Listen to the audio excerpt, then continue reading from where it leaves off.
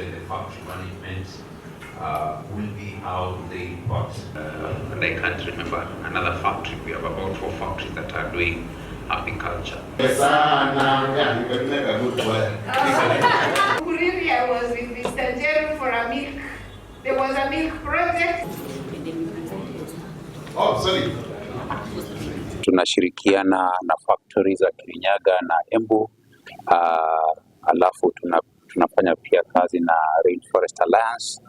Hii ni kwa sababu tunataka wakulima wakoe na mazao kutoka kwa other crops. Tunasema mimea mibadala, kwa sababu tunajua ya kwamba kutegemea chai peke yake hakuwezi,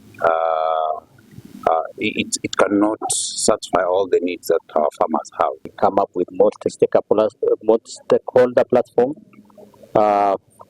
to look at the issues of Mount Kenya, discuss together, and also come up with solution.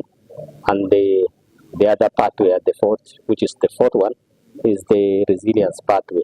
In resilience pathway, we work with the farmers who include the tea farmers, and with tea we are working directly with KTDA.